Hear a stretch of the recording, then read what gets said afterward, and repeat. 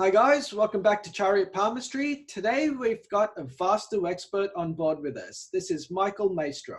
Say hello. Thank you so much for this opportunity. Yeah, I'm really delighted to share my passion with your listeners. Well, thank you for coming in. Now, Michael's done a lot of work. He's got over 40 years experience in this field, and he's worked with corporate clients such as Microsoft, Boeing, Amazon, the World Bank, and a lot of other big companies just like that. Do you want to tell us a little bit about yourself and how you got into this journey? Yeah, I was very fortunate as a young architect to meet Maharishi Mahesh Yogi, the Beatles guru, and he asked me to design some buildings in Rishikesh, India, which is a very, very spiritual place. And those buildings we designed are still there. I can show you pictures at some point. Anyway, and it was there I spent a couple years studying under Maharishi and learned about Vastu. We didn't even call it Vastu then, but it was the basic principles of Vastu in terms of orientation, proportion, colors, and placement of items within a structure. And when I returned to the United States, I was very fortunate to be on the design team for the first Microsoft building, where I got to utilize all the knowledge and principles of Vastu that I had gained, and some buildings for Boeing shortly after that. So, but people kept asking me, what can you do for existing buildings? You know, we can't afford to build a new house or a new office. And so when I was in India, I learned some energetic techniques of improving the energy flow without actually doing any remodeling. So, and that's mostly what I've been doing for existing office buildings, restaurants, hotels, and many, many, many houses over the years. Although I do design about 10 houses a year from scratch. Oh, wow. You know, one thing a lot of people don't understand is that a lot of the big corporate companies actually use a lot of the Vedic principles, like Vastu and astrology and palmistry and all that sort of stuff. Yes. They're sort of falsely negative or biased against that, and yet they actually use it. I think every business or an individual is looking for an edge, how to improve their finances, their prosperity, their health, and improve their productivity for their employees and their health for their employees, because all of that makes a huge difference. And so Vastu really has a lot to do with your performance, your productivity, your creativity, and just by doing some simple shifts, that can make a big, big difference. All right. Sure. Cool. So can you tell us a little bit about the history of Vastu?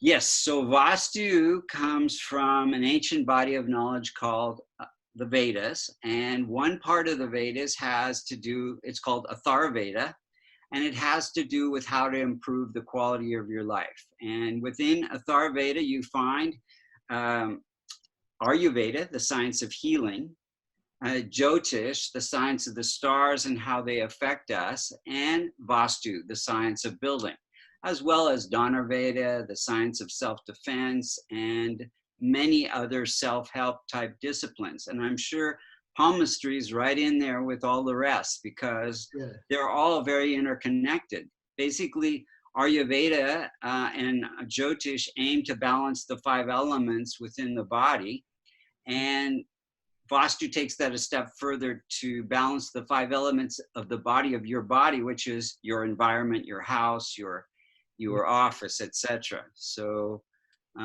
ancient seers were deep in meditation, and they cognized the workings of the universe and how it affected our physiology, and that's what they wrote down in the Vedas. And they, talked about yoga and meditation and pranayama. All of those are part of that knowledge in the Atharvaveda. Mm-hmm. So the idea is basically everything happening inside you mirrors everything happening around you. Absolutely. Absolutely. Great mystic secret no one really gets, isn't it? Yeah. And every part of the body, I mean, your hands has all the your future and your past and your feet and, you know, every part of the body is a microcosm of, you know, where you're going, where you came from, and, you know, including your DNA and your blood cells and all of that. So it's so unique that all these sciences are all tied together. Yeah, absolutely. So can you give some examples of how this works? Sure. Basically, what we do in Vastu is we look at an environment and we see where energy gets stuck, and we use some kind of energy machines to get that stuck energy to start moving again. And I'll just give you a quick example. Let's say you're feeling pain in the body or tired, and you go to someone who understands how energy flows in the body, like a chiropractor, an acupuncturist, you get a massage, you do some yoga. All of these things help to move stuck energy in the body. So basically what we're doing in Vastu is we're locating where that energy is getting stuck and identifying how it might impact that family or that business. And we're using, like an acupuncture needle, something that moves that stuck energy. So we have all these meridians in the body. We have all these marma points. And when you're feeling tired, one of those marma points or meridians may be blocked. So there's a pressure that's applied, like with a needle or with your hands, to move that stuck energy. And so you feel more alert, more active, more energetic, healthier. And that's exactly what we're doing with Vastu. So your home or office is a living, breathing organism made of the same 5 elements that the physical body is made of. And when you walk into a space, it could be an office or a house, and maybe it's very beautiful, maybe it's very expensive, but for some reason, I think we've all had this experience where we feel uncomfortable. And it's because one or more of the 5 elements, earth, water, fire, air, and space, is out of balance. And so that's what we're sensing. And so Vastu is aiming to bring that balance back into occurrence. Okay, so one of the books you've written is actually about relationships and how to use Vastu to bring about relationships. Yes. So could you give us some techniques on that? How to tell what in your environment needs to be improved to improve your relationships? Yes. So each area of the house is related to some aspect of your family life or business life. For example, the Northeast is associated with the water element and growth in your life, spiritual growth and prosperity. So people, you know, if there's an imbalance in the Northeast, this may affect your finances. And so there are some things that we can do to get that stuck energy to move there so that the finances come back up again. Southeast is associated with the fire element. And when that fire element gets reduced by a toilet or some other water feature in that Southeast area, then fire gets reduced and it affects our energy level, our health. Southwest is associated with the earth element, and it's how we support ourselves, our career, our physical structure. And so if some energy is getting stuck there, we may feel stagnant or not focused in our career. Now, the Northwest is associated with the air element, and the air element affects our thinking, our speech, and our actions. And so if that air element is out of balance, then we may not be as harmonious in our thinking, our speech, and our actions. So what it does is it affects how we interact with people, our relationships. It creates more stress in our relationships. So what it could be in an environment is a missing corner, because energy flows very uniformly in a rectangle. But when you have missing corners or extensions, like your garage sticks out, or there's a indentation where your entrance is, it's like water flowing in a river. Then there's a bend in that river. Some of that water eddies, stagnates, and pollutes. Same thing happens with the energy and the flow in the house. So if there's a missing corner or the garage is sticking out, some of that water, that energy as it's flowing in from the Northeast gets stuck there and just goes in an anti-clockwise motion, creates some stress that will affect our relationships. So what we do is we get that energy that's stuck to start moving again. we utilize something called a yantra, which is a physical representation of a mantra or sound. It's a vibration, and it's has a certain frequency to it. When you match the frequency in the yantra to what it would be like if all 5 elements are balanced, then it creates that balance in your environment. And that's how we move that stuck energy. But other things could be there in the Northwest, like maybe you're not very organized. Maybe you have things like clutter. And also that can create stuck energy. So we look in the Northwest mostly to see if there's any stuck energy. Now, Southeast, the fire element could be out of balance too. That also can create some stress in relationships. Southwest is the earth. That's the stability in your relationships. And then Northeast is that water, the growth of your relationships. So all of these aspects, different areas of the house have some effect, but mostly the Northwest is aligned with that air element, and it affects our speech and our stress and our speech and our actions, etc. I see. And as you're explaining this, it sounds a lot of this is connected to astrology. You're Very much much so. Very much so. So here's the deal. So each of the planets is associated with a different direction and a different element. For example, Northwest is associated with the moon energy. And so if, for example, we look at someone's Vedic astrology chart and we see the moon is debilitated, afflicted, or it's weak, we naturally gravitate towards floor plans in apartments or homes or offices where there's a missing corner or something is out of sorts in the Northwest, so that we come here. When we're born, all the planets are arranged in a certain way in the sky for us to come here and learn certain lessons. And those lessons help us grow and evolve and open our hearts, have more compassion for other people. And so we're gravitating towards these different environments where some energy may get stuck and it may affect our relationships. And that's what we need to work on in certain times in our life during our different, what we call dasha periods or planetary periods. So it's very much interconnected. And just like I think when you look at someone's palm, you can see that certain things change at certain times in their life. I mean, the line that was predicting certain things may shift at certain points. Am I saying that correctly? Absolutely, yes. I mean, you said it perfectly before. When the dasha changes, lines on your head change because your thinking changes. Exactly. So when we improve the energy flow in your environment, and then you improve the energy flow in your body through meditation, through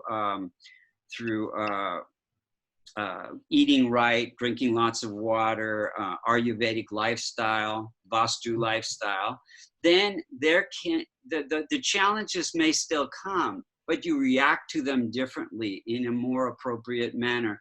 And so you're not suffering. You're more moving more gracefully through life. And then I think that's the point of a palmistry, of astrology, of Vastu, is to understand your chart, your karma. And once you have that understanding, then things start to shift because you don't feel like you're at the effect anymore. You understand what you came here to learn and when you're going to learn it and how you can better prepare yourself for what's coming and reacting to those challenges in a certain way instead of responding in a way that's going to create more issues for you. Sure. Now, like what you said before, for example, if you have a debilitated moon, then you'll gravitate towards a specific type of house or apartment. Yes. You must notice that with your clients all the time. All the time. So when I first started doing Vastu, I learned Jyotish at the same, or Vedic astrology at the same time. I would compare the chart to the floor plan, and it was unmistakably the same thing. And then when you'd see when they go through a different planetary period, they gravitate towards, oh, I want a different apartment, I want a house, I want this, I want that. So you can see these patterns in their life. And once they understand those patterns, it's like a huge shift occurs. And, you know, like the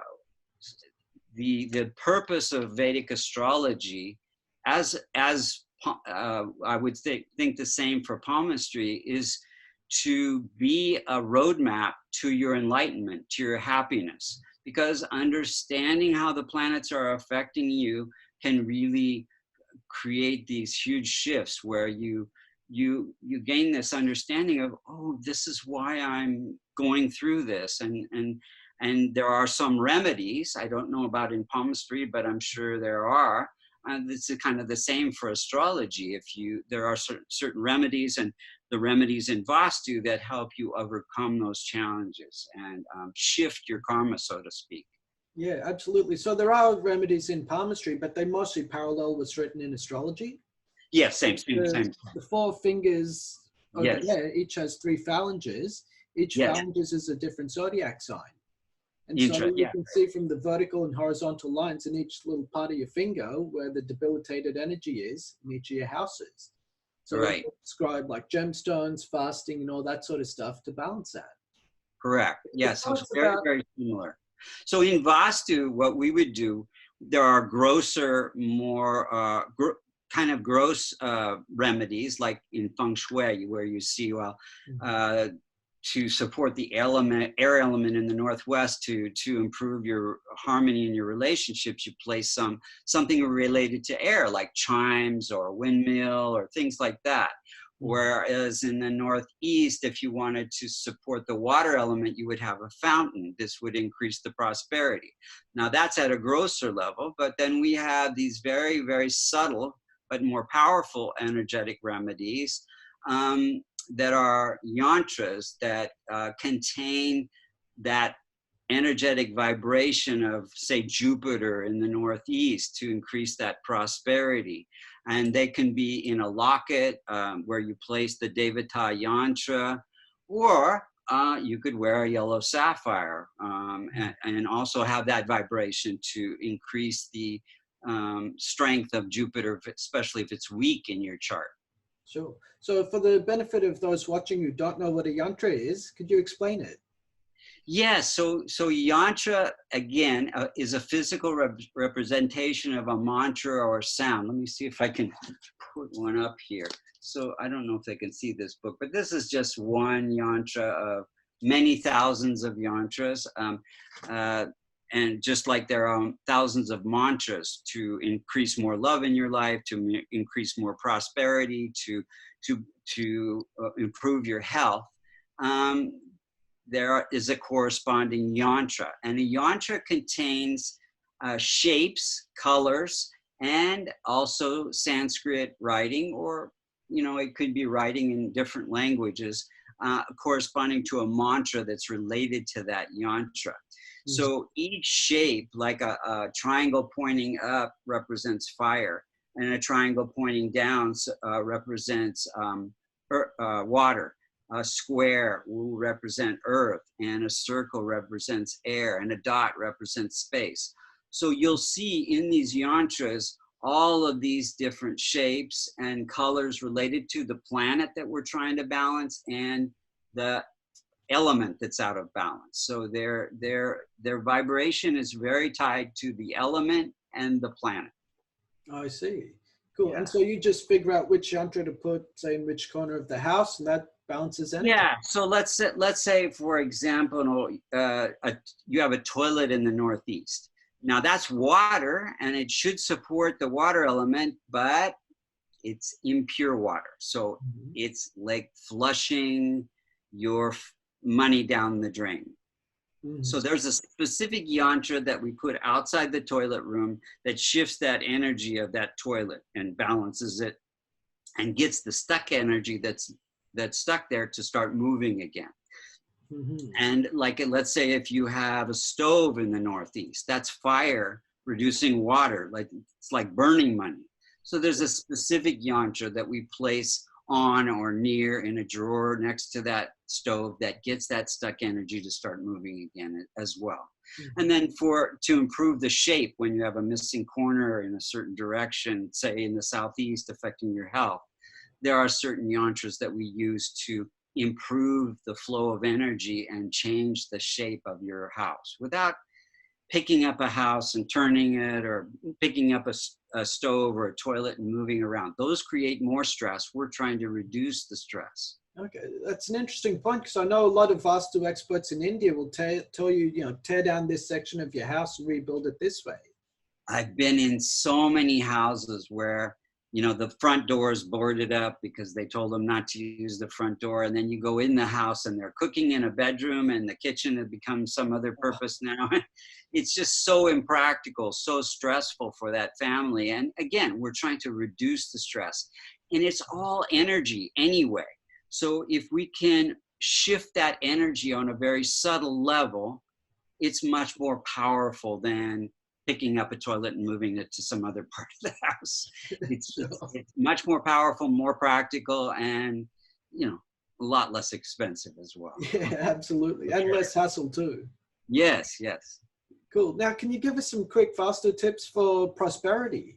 Absolutely. Well, I just gave you one.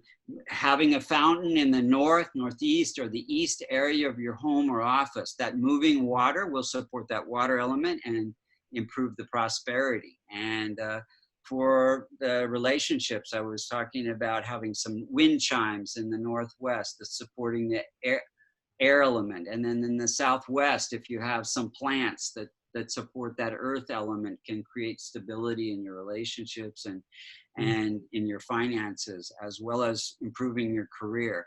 And then in the southeast, having some fire element like a Himalayan salt lamp that will support that fire element and improve the health energy. So these are, again, the more gross remedies, but for the actual remedies that are using the yantras, it's better to get a Vastu practitioner who understands the yantras, their placement, and the time to place them, because it has a much more powerful effect, and you don't want to do anything that will create more imbalance. You want to improve the balance in your home or office for sure. All right, cool. And how does Vastu compare to Feng Shui?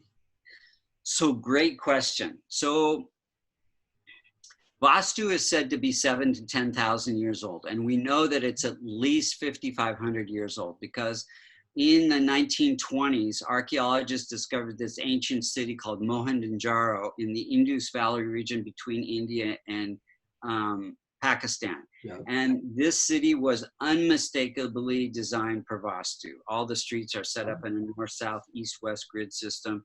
All of the dwellings had cooking areas in the southeast. All of the tenets of Vastu are perfectly applied for. And so we know that city was determined to be 5,500 years old. We think it's much older, 7,000 to 10,000 years old. About 2,500 years ago, Buddhist monks carried the knowledge of Vastu over the mountains from India to China and adapted it to the local cultural and climatic conditions of the time. Now, at that time, they were having Mongols invading from the north, and then red sandstorms were coming from the east. And some of the basic principles of Vastu got shifted because of these cultural and climatic conditions of the time. And it became known as a Feng Shui. Now, the goal of Feng Shui and Vastu is exactly the same, to keep energy moving. Because when energy gets stuck, just like it gets stuck in our body, there's this imbalance of the 5 elements, which could create some illness or some affecting our prosperity, our relationships, our health, or our career.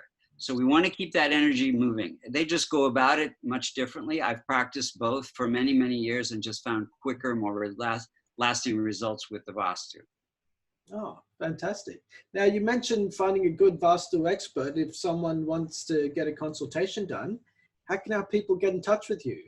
Yes, so our website is www.vastucreations.com.